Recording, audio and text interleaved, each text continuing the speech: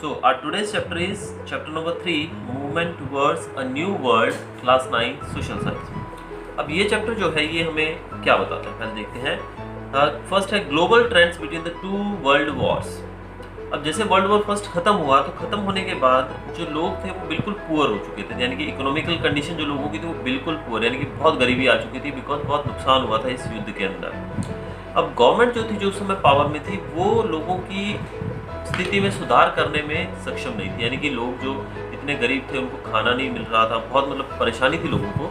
तो जो गवर्नमेंट थी उस समय की वो उसके लिए कुछ भी कर पाने को सक्सेसफुल नहीं हुई, यानी कि लोगों की कंडीशन में बिल्कुल भी सुधार नहीं हो पाया उस समय की गवर्नमेंट से, जिस कारण से लोगों का डेमोक्रेसी में से विश्वास उठ गया, यानी कि जो लोकतंत्र रहता है हमारा, डेमोक्रेसी, जैसे भारत की डेमोक्रेसी है, तो उसके अंदर से लोगों का विश्वास उठ गया, जिस कारण से कुछ कंट्रीज़ के अंदर जो डेमोक्रेसी हट गई और वहाँ पर डिक्टेटरशिप रूल आ गया। डिक्टेटरशिप यानी कि एक व्यक्ति का रूल, यानी कि जहाँ पर एक ही व्यक्ति, यानी कि डेमोक्रेसी का ऑपोजिट हो गया बिल्कुल, कि जहाँ पर एक राजा रूल करेगा, अपनी मर्जी से रूल करेगा, वट एवर इट इज़, जो भी है उसको, जो भी कानून है सब कुछ है उसके हाथ में। तो इस प्रकार का एक रूल, डिक्टेटरशिप रूल शुरू हो गया। अब इसी के कारण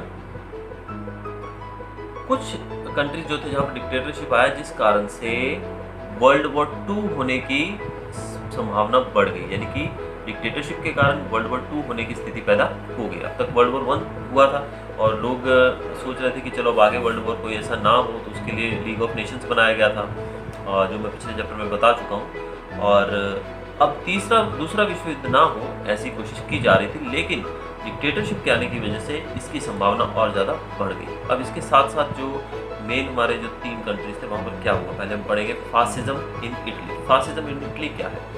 फर्स्ट वर्ल्ड वॉर जब खत्म हुआ तो इटली जो था वो विनिंग नेशंस की साइड में था, यानी कि इटली कौन से पक्ष में था?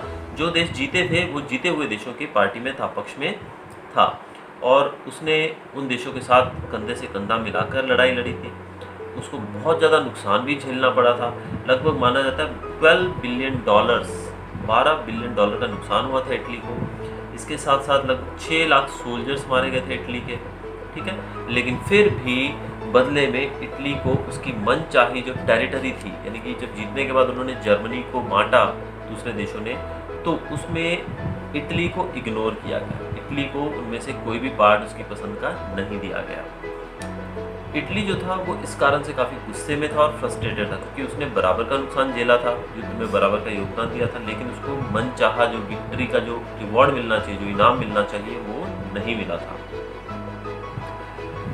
इस कारण से लोगों की जो नेशनलिस्ट फीलिंग थी, यानी कि लोगों के जो देश के प्रति जो देशभक्ति की भावना थी, वो ठेस पहुंची उसको, क्योंकि ये एक तरह से बेइज्जती थी कि जब तुम जीत जाओगे और कुछ लोग रिवॉर्ड अच्छा लेंगे और आप लोगों को प्रॉपर रिवॉर्ड नहीं मिलेगा, तो इट विल हर्ट यू। तो यही इटली के साथ हुआ।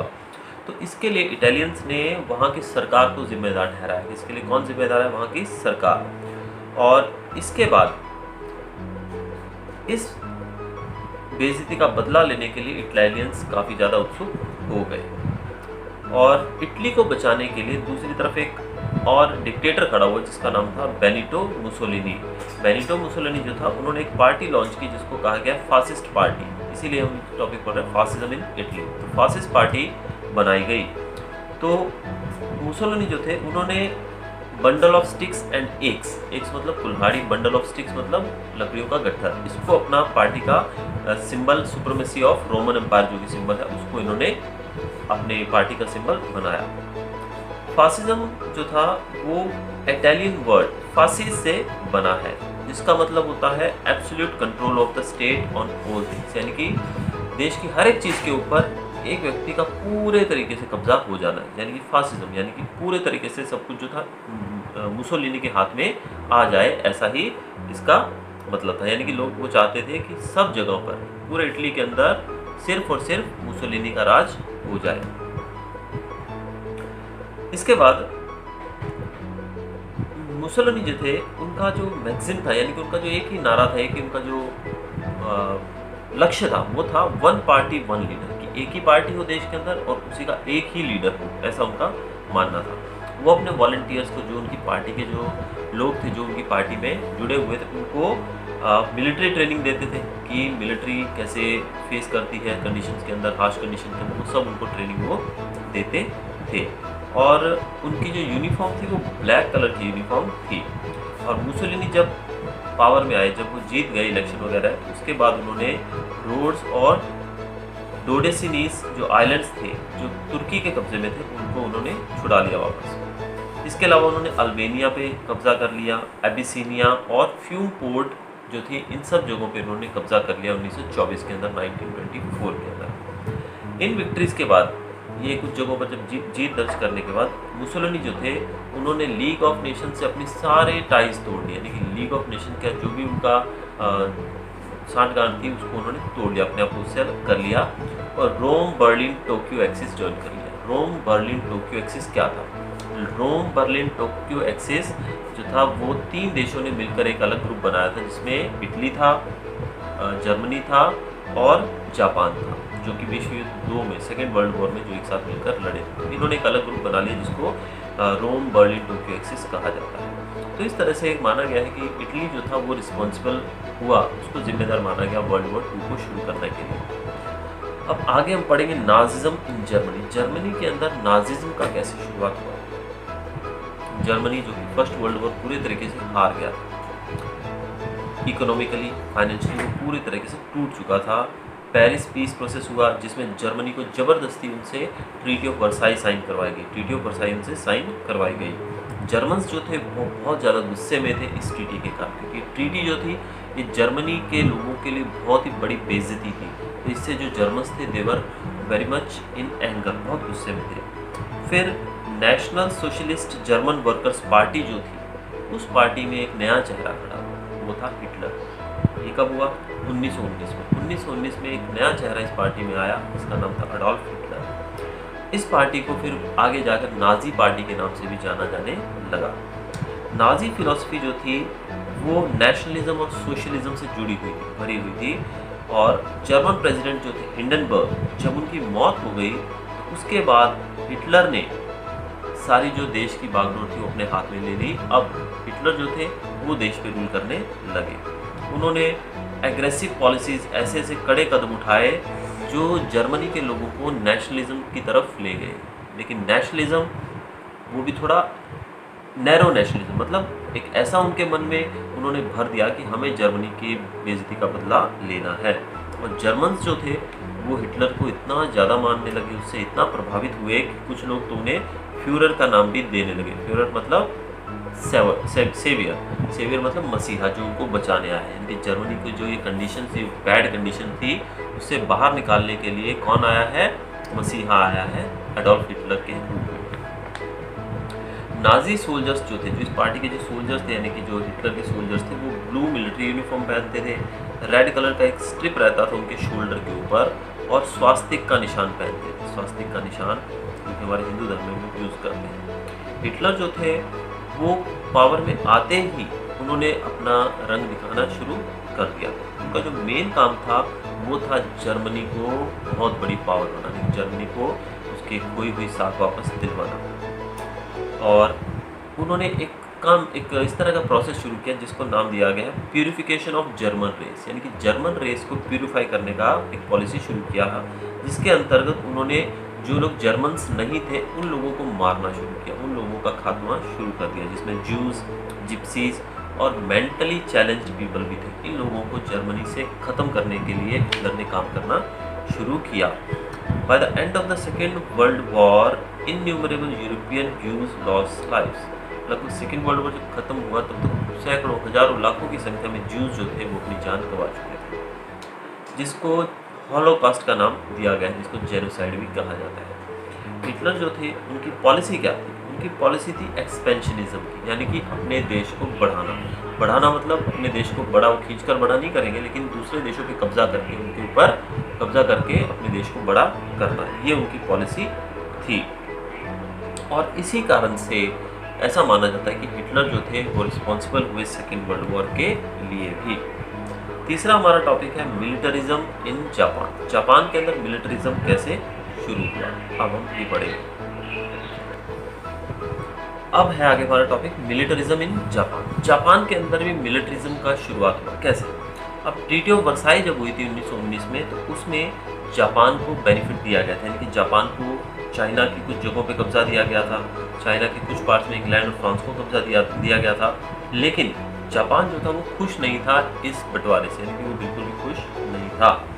और उसके बाद जापान ने लगभग 35% जो इंग्लिश और अमेरिकन नेवल फोर्स जो थी उसको रखने के लिए भी उसको राजी किया कि जापान के अंदर लगभग वॉशिंगटन मीट हुई थी जो कि 1921-22 में हुई थी। वॉशिंगटन मीट में ऐसा डिसाइड किया गया कि जापान के अंदर लगभग 35% इंग्लिश और 35% अमेरिकन नेवल फोर्स रहेगी, नेवी रहेगी। जापान जो था उसको इवन साखालिन आइलैंड्स जो थे, आइलैंड्स ऑफ साखालिन और साइबेरिया, ये भी खाली करने के लिए बोला गया जो कि जापान के कब्जे में थे पहले। जापानी जो यंगस्टर्स थे वो काफ़ी इस बात से खफा थे कि हम जीतने वाली साइड के पक्ष में हैं, फिर भी हमें नुकसान झेलना पड़ रहा है, जिससे वो काफ़ी गुस्से में थे।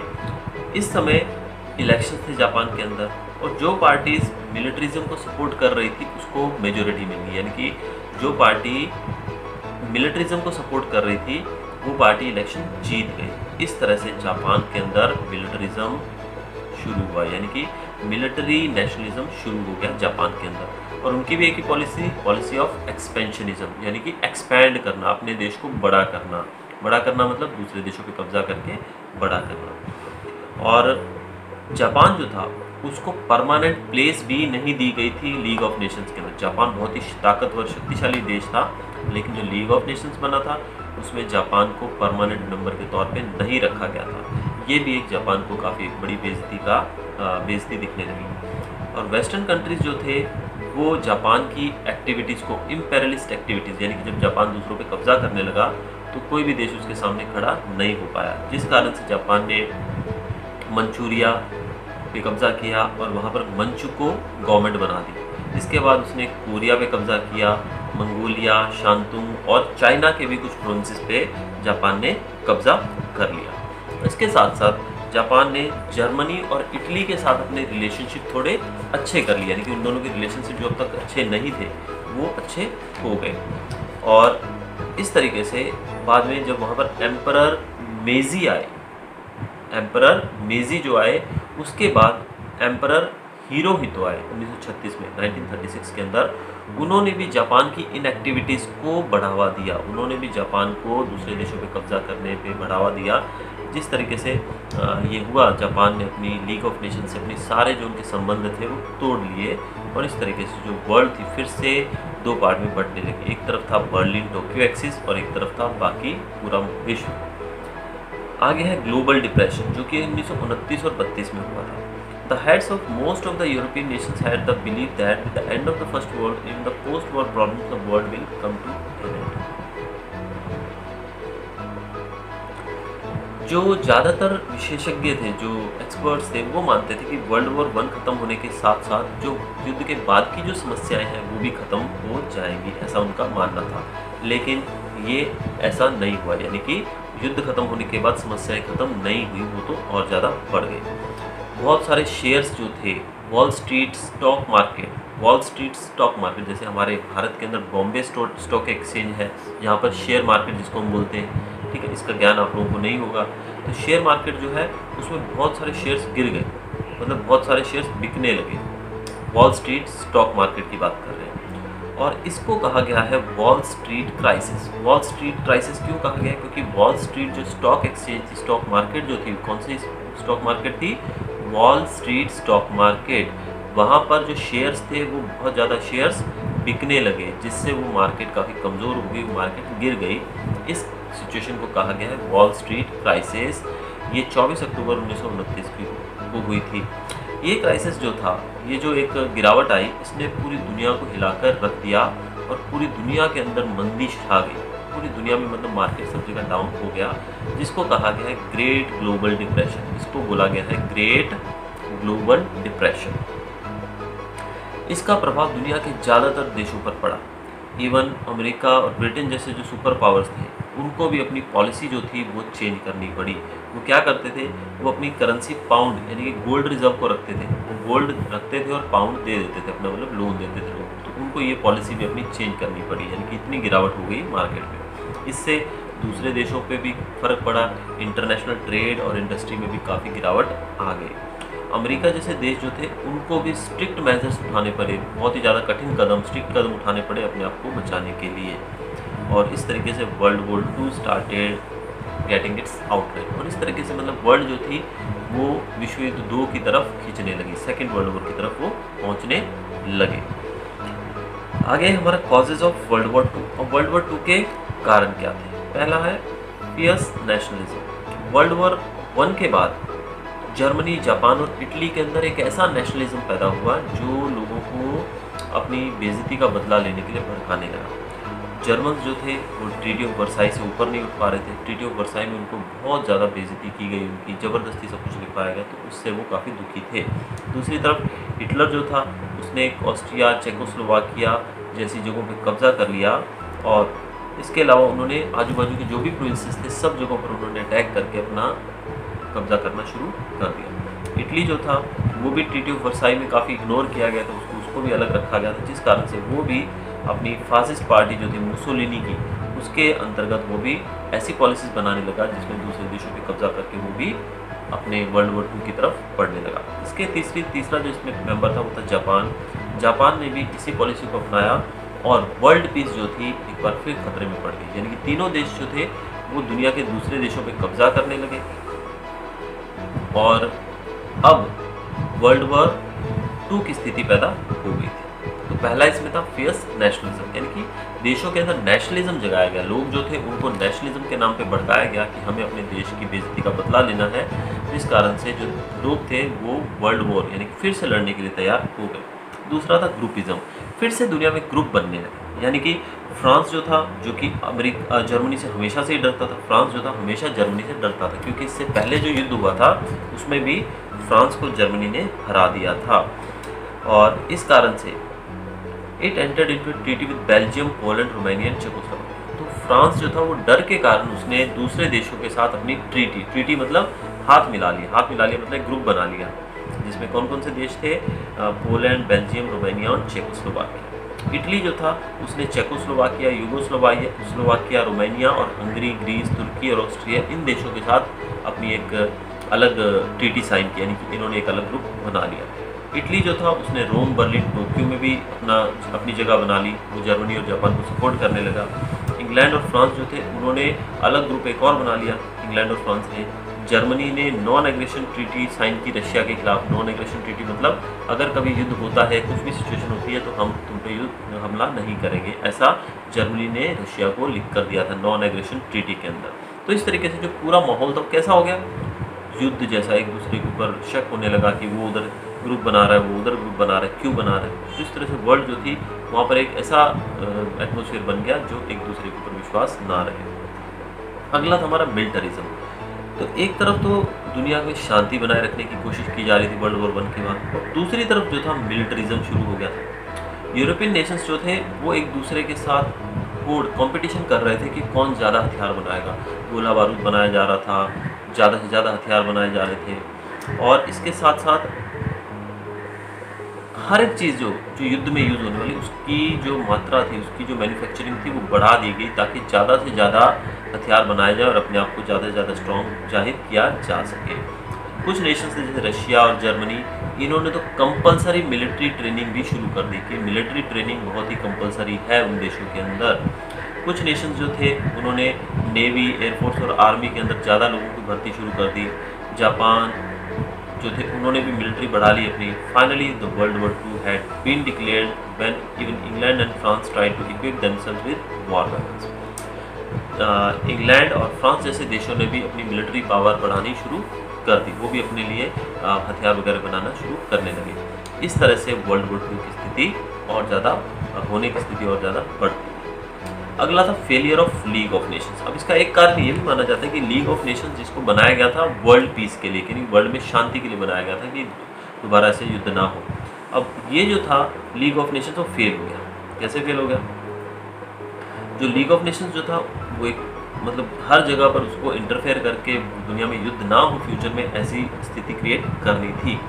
लेकिन जो लीग ऑफ नेशंस था उसकी खुद की कोई आर्मी नहीं थी और जो उसके मेंबर्स थे वो लोग उसकी बात को मानते नहीं थे। और इवन हमने देखा कि कुछ देश ऐसे भी थे जो लीग ऑफ नेशन से अपने आप को अलग कर चुके थे। हमने देखा जर्मनी और इटली और जापान, इन लोगों ने अपने आप को लीग ऑफ नेशन से अलग कर लिया। इस तरह से हम देख सकते हैं कि जो लीग ऑफ नेशंस था वो बिल्कुल भी इन देशों के ऊपर अपनी पकड़ नहीं रख पाया, उसकी खुद की आर्मी भी नहीं थी ताकि वो दूसरे देशों में जाके शांति बनाए रखने में मदद कर सके। तो इस तरीके से जो था रशिया ने, जर्मनी ने अपने अपने संबंध जो थे लीग ऑफ नेशन से तोड़ लिए। इटली जापान पहले ही अलग हो चुके थे। फिर एबिसिनिया के ऊपर अटैक किया इटली ने, फिर जापान ने मंचूरिया पे अटैक किया, जर्मनी ने चेकोस्लोवाकिया पे अटैक किया। और इतना होने के बावजूद जो लीग ऑफ नेशंस था वो चुप बैठा। यानी कि जब लीग ऑफ नेशंस कुछ नहीं बोला तो इनकी हिम्मत और बढ़ती गई और दुनिया की जो शांति थी वो खतरे में पड़ गई। अब इस तरीके से एक दूसरे के ऊपर कब्जा करने की जो चाहत थी, जो लालसा थी, इसने दुनिया को फिर से वर्ल्ड वॉर 2 के आग में झोंक दिया। तो लीग ऑफ नेशंस का फेल होना ये बहुत ही बड़ा रीज़न माना जाता है वर्ल्ड वॉर 2 के लिए। अगला हमारा पॉइंट है ट्रीटी ऑफ वर्साई। वर्साई में जो ट्रीटी की गई थी वो बहुत ही बड़ा कारण माना जाता है। The treaty of Versailles got its form in the Paris peace process at the end of the first world war. जब खत्म हुआ था तब पेरिस पीस प्रोसेस चलाया गया था, जिसमें ट्रीटी ऑफ वर्साई साइन करवाई गई थी जर्मनी के द्वारा। अब जर्मनी ने जब वो साइन की तो उस समय माना गया कि जर्मनी ही फर्स्ट वर्ल्ड वॉर के लिए जिम्मेदार है और जो भी फाइन या जो भी सज़ा मिलेगी वो सिर्फ और सिर्फ जर्मनी को मिलेगी। और ऐसा किया गया। जर्मनी को लगभग 6.5 बिलियन पाउंड जो है वो देना पड़ा फाइन के रूप में, पेनल्टी के रूप में। फिर रूर प्रिंस जो है वहाँ का, उसको भी दूसरे देशों ने छीन लिया।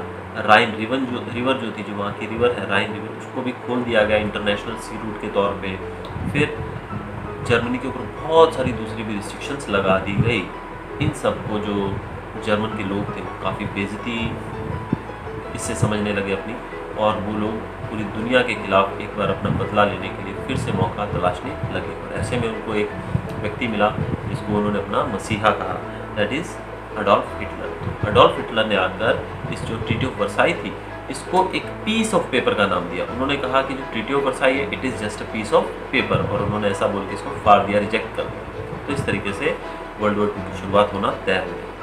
अगला था imperialistic ambition of Adolf Hitler. Adolf Hitler जो थे वो मिलिट्री नेचर और नेशनलिस्ट किस्म के इंसान थे, यानी कि वो देशभक्त थे बहुत बड़े, और दूसरा वो एक मिलिट्रिस्ट थे, वो मिलिट्री पावर में विश्वास रखने वाले थे। इस कारण से वो चाहते थे कि जर्मनी को किसी भी कीमत पे मुझे पहले से भी ज़्यादा समृद्ध बनाना है, जर्मनी को और ज़्यादा ताकतवर बनाना है, भले उसके लिए कुछ भी करना पड़े। तो इसके लिए उन्होंने क्या किया, उन्होंने ऑस्ट्रिया पे कब्जा किया।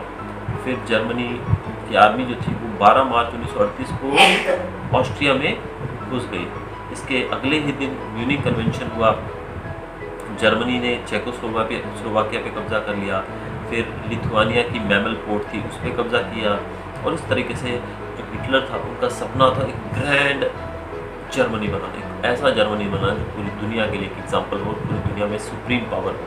वो सपना जो था एडोल्फ हिटलर का धीरे धीरे पूरा होता दिखाई देने लगा, और यही जो कारण है वर्ल्ड वॉर 2 का भी एक इम्पॉर्टेंट कारण माना जाता है।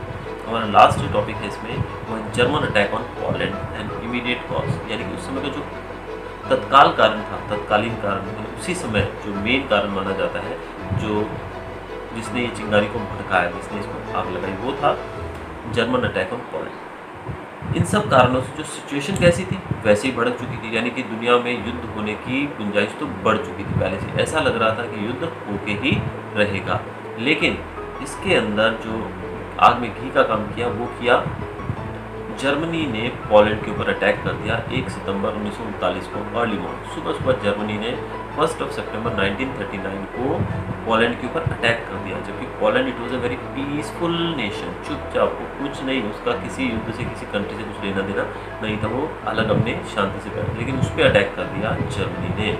और इस तरीके से वर्ल्ड वॉर 2 शुरू हुआ।